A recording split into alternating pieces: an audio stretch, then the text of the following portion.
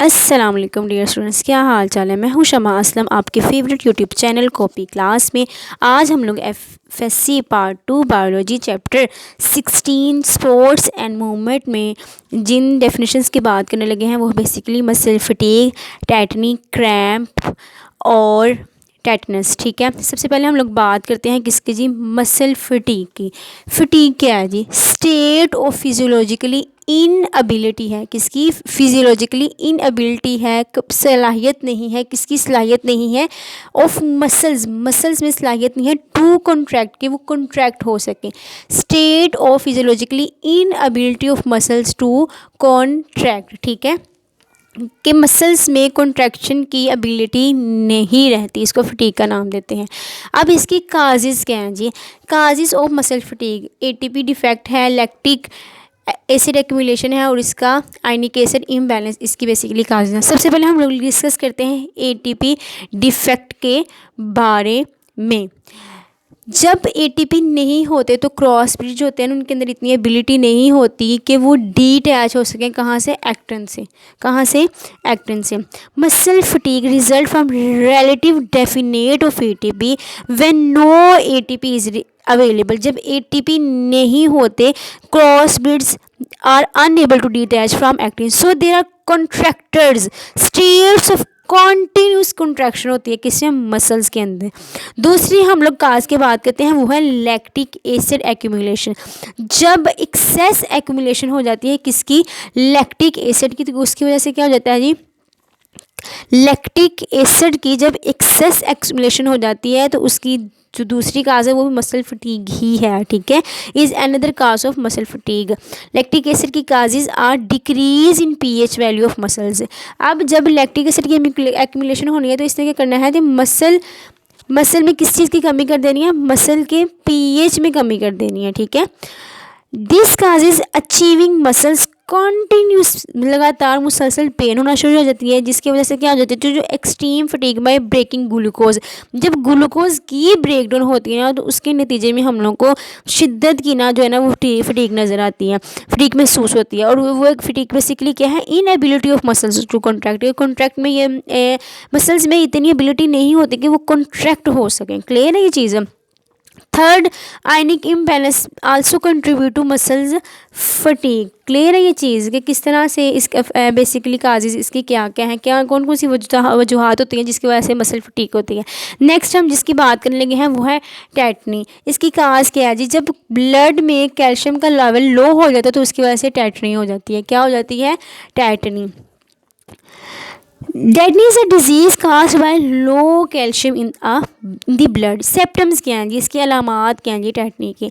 सबसे पहले है एक्साइटेबिलिटी है। जब भी एक्साइटेबिलिटी जब है न्यूरॉन्स में बढ़नी है, जब भी एक्साइटेबिलिटी न्यूरॉन्स में बढ़नी है तो पेशेंट में लॉस ऑफ सेंसेशन हो जानी है, उसमें हसासियत नहीं रहनी, लॉस ऑफ सेंसेशन हो जानी है। ठीक है, और मसल्स ट्विचिंग, झटके मसल्स में लगना शुरू हो जाएंगे, कन्वल्शन, बेहोशी वगैरह भी हो सकती है। ठीक है, ये सारे के सारे किसकी सिम्टम्स हैं? टेटनी की सिम्टम्स हैं। स्पाम्स के बारे में पढ़ते हैं कि बेसिकली ये क्या है जी? अकड़ना है, दौरा पड़ना है। इट इज़ रिमेन्स अनट्रीटेड, कहते हैं ये इसका अनट्रीटेड है, इसका मतलब कि इलाज ज़्यादा मुकम्मल तौर पर नहीं अवेलेबल।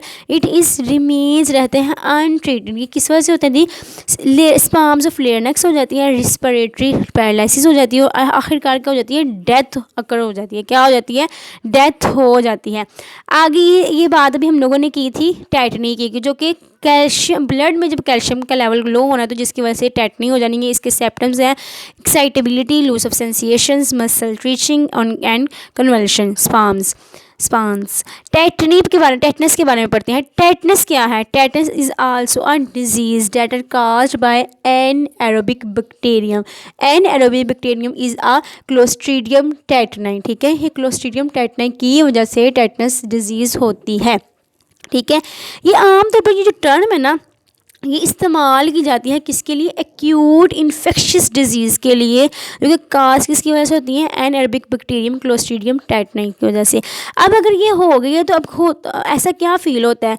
Persistent painful. क्या होता है? परसिस्टेंट पेनफुल, लगातार जो होती है ना वो पेन हो जाती है। स्पाम्स ऑफ सम स्केलेटल मसल्स, और कुछ स्केलेटल मसल्स में क्या शो होता है? अकड़ना, अकड़ाव होता है शो। ठीक है, अच्छा जी, नेक्स्ट हम लोग इस बात में देखेंगे कि आम तौर पर टिपिकली बिगन्स, आम तौर पर ये किस तरह से, ये जो टेटनस है ना डिजीज़ किस तरह से स्टार्ट होती है। ये बेसिकली स्टार्ट होती है gradually with stiffness of jaws and neck muscles. ठीक है, जबड़ों के और जो नेक के मसल्स है ना, जबड़ों के और नेक के मसल में स्टिफनेस आना शुरू हो जाती है, सख्ती आना शुरू हो जाती है। ठीक है, और जब ये सख्ती प्रोग्रेस कर लेती है, इनकी बढ़ती चली जाती है, तो इसकी रीज़न क्या होती है, फिक्स्ड रिजिडिटी हो जाती है। किसमें, ट्रंक में और लिम्ब मसल्स में। लिम्ब के मसल्स और ट्रंक में क्या हो जाती है, फिक्स्ड रिजिडिटी हो जाती है, और आम तौर पर ये फैटल हो जाती है, मुल्लिक हो जाती है due to respiratory failure, due to respiratory failure की वजह से।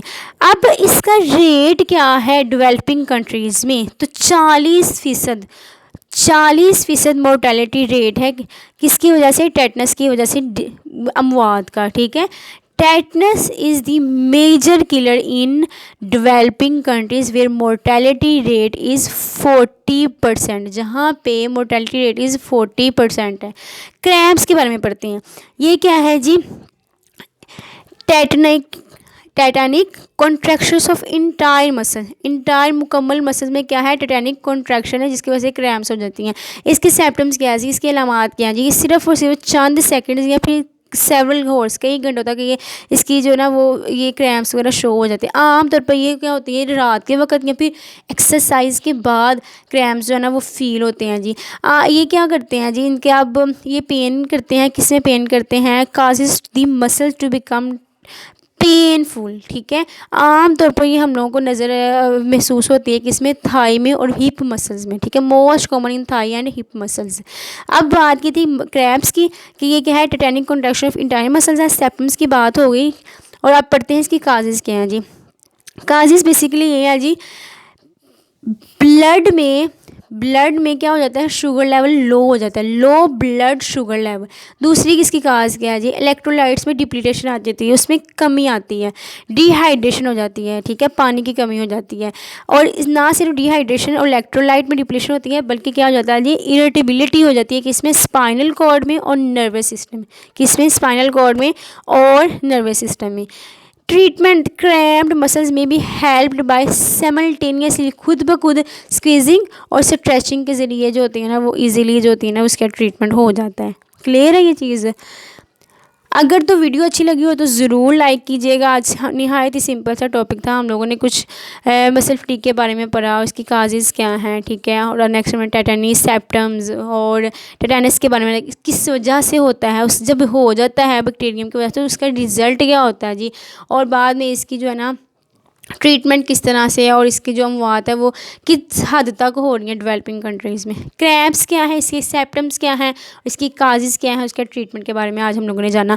इंशाल्लाह नेक्स्ट वीडियो में मिलते हैं। अगर तो वीडियो अच्छी लगी हो तो ज़रूर लाइक कीजिएगा, सब्सक्राइब कर हमारे चैनल, बेल आइकन को दबाना मत भूलिएगा। मिलते हैं नेक्स्ट वीडियो में, अपना ख्याल रखिएगा, दुआ में याद रखिएगा। अल्लाह हाफिज़।